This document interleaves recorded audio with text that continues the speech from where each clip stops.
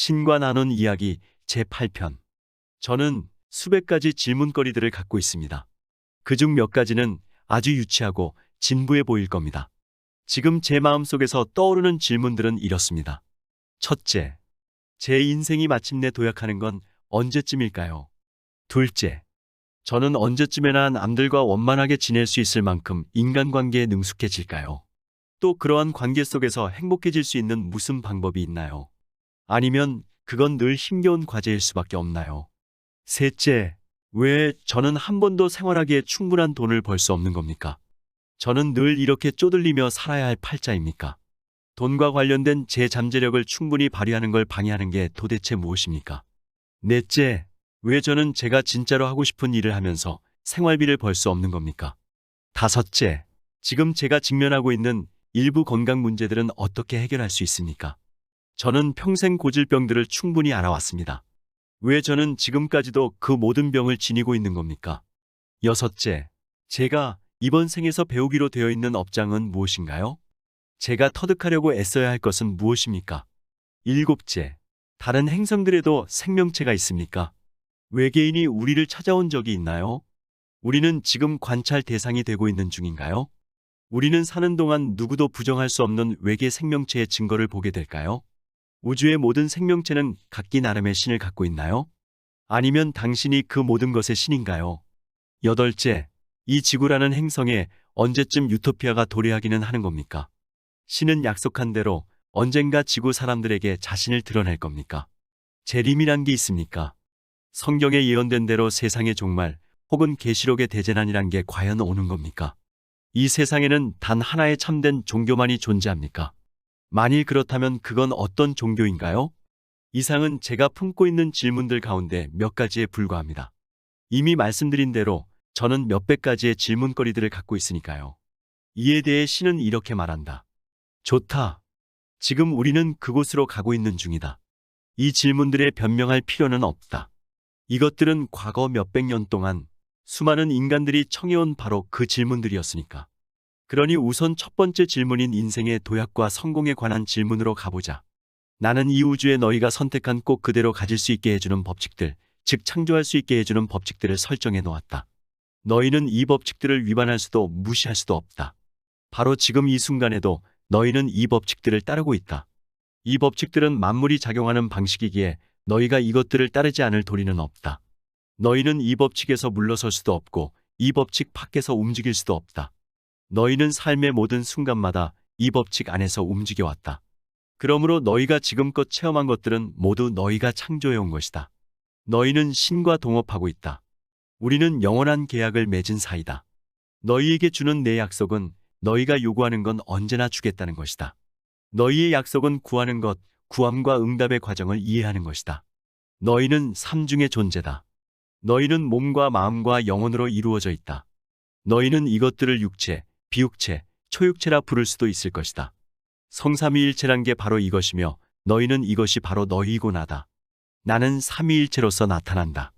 너희 신학자들 중 일부는 이것을 성부, 성자, 성신으로 불러왔다. 너희 정신과 의사들 역시 이 세계조를 인정하고 그것을 의식, 잠재의식, 초의식이라 불리웠다.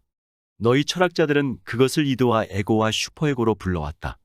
과학자들은 그것을 에너지, 물질, 반물질이라 부른다. 시인들은 생각, 감정, 영혼에 대해 이야기하고 뉴에이지 사상가들은 몸, 마음, 영혼에 대해 이야기한다. 너희의 시간은 과거, 현재, 미래로 나뉜다. 이것이 잠재의식, 의식, 초의식과 같은 것일 수는 없을까? 공간 역시 비슷하게 여기와 저기와 사이 공간, 셋으로 나누어진다. 어렵고 잘 잡히지 않는 게 이 사이 공간을 규정하고 설명하는 일이다.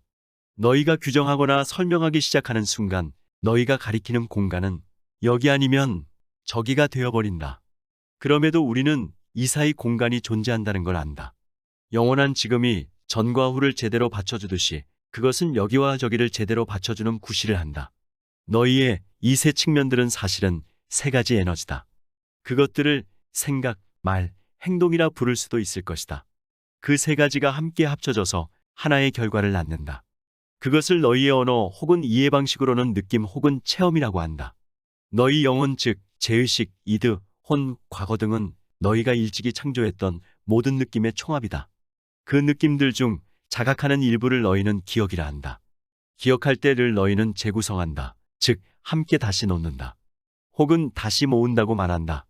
너희가 자신의 모든 부분을 다시 모을 때 너희는 자신을 재구성하게 될 것이다. 창조 과정은 생각, 즉, 발상, 개념, 시각화에서 시작된다. 너희가 지금 보는 모든 것이 한때는 누군가의 발상이었다. 너희 세계에 존재하는 어떤 것도 처음에 순수한 생각으로만 존재하지 않은 것이 없다. 이 점은 우주에도 똑같이 적용된다. 생각은 창조의 첫 단계다. 그 다음에 말이 온다. 너희의 모든 말은 밖으로 표현된 생각이다. 말에는 창조력이 있고 말은 창조 에너지를 우주 속으로 내보낸다. 말은 생각보다 더 역동적이다. 따라서 좀 더 창조적이라고 말할 수도 있다. 말은 생각과 진동 수준이 다르다. 말은 생각보다 더 강한 충격으로 우주를 뒤흔든다. 즉, 바꾸고 변화시키고 영향을 미친다. 말은 창조의 두 번째 단계다. 그 다음에 행동이 온다. 행동은 움직이는 말이다. 말은 표현된 생각이다. 생각은 형성된 발상이고 발상은 한데 모인 에너지들이다. 에너지는 풀려난 힘이고 힘은 존재하는 요소들이다.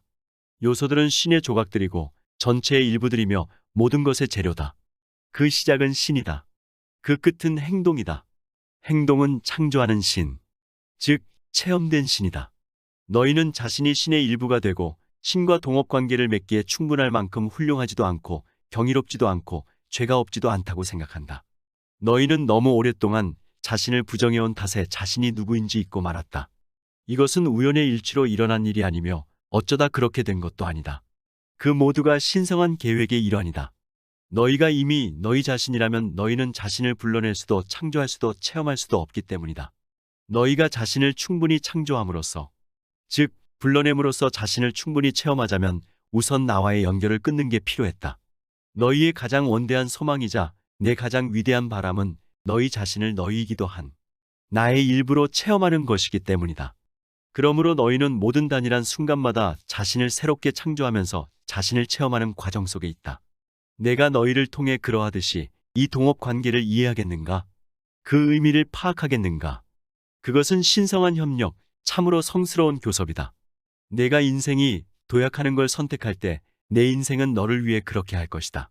너는 지금까지 그렇게 하길 선택하지 않았다. 너는 꾸물거리고 미루고 연기하고 항의해왔다. 이제 내가 내게 약속한 걸 공표하고 만들어낼 때가 왔다. 이렇게 하려면 너는 약속을 믿어야 하고 또 그것에 따라 살아야 한다. 너는 신의 약속을 실천해야 한다. 신의 약속은 내가 그의 아들이요 그녀의 자식이며 신과 닮은 꼴이고 신과 동등한 존재라는 것이다. 너희가 세상에서 보는 모든 것은 너희가 그것들에 대해 생각한 것의 결말이다. 너는 자신의 인생이 정말로 도약하길 원하는가? 그렇다면 자신의 인생에 관한 자신에 관한 생각을 바꾸어라. 바로 너이기도 한 신으로서 생각하고 말하고 행동하라. 바로 이 말이 너희에게 진정으로 해주고 싶은 말이다. 오늘은 여기서 이만 줄일까 합니다.